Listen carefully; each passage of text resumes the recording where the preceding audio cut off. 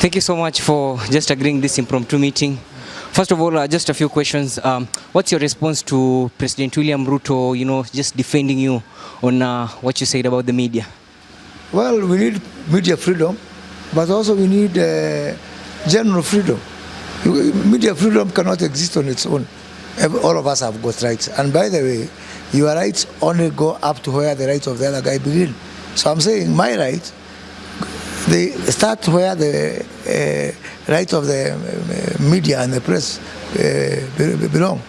And you have no idea how damaging some of these negative things that people are just cooking and fabricating are. I am rarely in this country. I'm always traveling out there looking for investors, looking for markets. And then somebody here, let me call him an idiot, who just write something silly, not thinking about how the impact of this in the whole. And I'm not saying that media should not hold government to account, but I'm just saying there must be some minimum standards. And when media reports factually, no problem. But the problem in Kenya is that media is now captive to commercial interests. If you miss on a tender here, you miss on a business there, why even go to appeal? Just hire some media guy, pay him some money, and that is what is happening. Did you feel any relief with President Ruto defending you?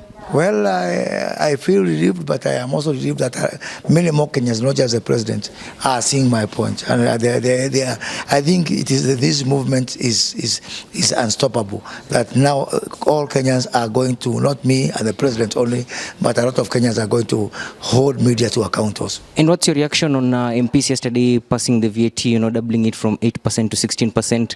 And what impact will it have, on fuel and also on trade and the economy?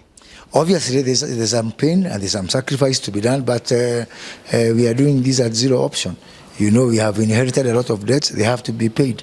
Unless maybe people give us an idea how to pay, we are okay. We are open. But for now, we have to do what we need to do. Yeah. And when you're in parliament, you said that, you through KNTC, sugar imports that were approved were 200,000 bags. But yesterday, Cecilin Turi contradicted the same.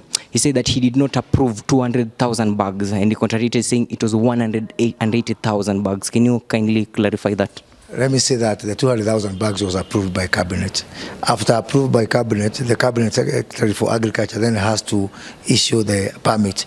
KNTC has not applied for that permit so far because we've left it so far to the private sector to import. And remember, KNTC does not wake up and decide to import something. It is only when we see bad behavior or lack of capacity on the side of private sector. Maize, for example. We never import maize because private sector is working perfectly on maize. We have no reason so far. We have no reason to get involved in sugar as yet because private sector is doing its job. So we have got an approval from Cabinet. We've not used it, and deliberately we've not applied for a permit for it because we've not seen the need to intervene. We cannot say there's bad practices by sugar industry. If we sense for 1 minute that someone is misbehaving on sugar, we will execute our rights as approved by Cabinet and apply for a permit. As of now, the CS for Agriculture is right. We have the approval, but we've not, it's like having a check, but you've not cashed it. So we have the approval of 200,000 metric tons of sugar. We have not seen the reason to ask for a permit. We've decided to leave it now for the private sector. So if you see us KNTC intervening somewhere, it means someone is misbehaving, and it is our job to protect the people of this country. And lastly, there's been an uproar from manufacturers with your directive yesterday advising the Treasury to change, to remove the 35% that's tax and that's levy and introduce it with the 10%. Maybe can you also clarify on the same? You see, on this industry of edible oil, what is manufacturer? It's just a guy who goes there, imports the same product we are bringing, repackages from, I don't know, one container into 20 liters and call it manufacturing. They have lied to you guys for a long time. They have cheated you for a long time. The only guy I'm going to protect is a guy who takes me to Busia or to Homa Bay or to Lamu and says, this is my palm oil plantation, because it's possible. But right now, their stomachs are full. They have no incentive. In Uganda, an average farmer, because now they are growing palm oil there, is pocketing 142,000 shillings, Kenyan shillings, every month. Yeah, they are richer than teachers and other professionals here. And what can you tell the opposition maybe on finance bill? Demonstration is not a monopoly of someone. They can demonstrate against it. We're going to demonstrate for.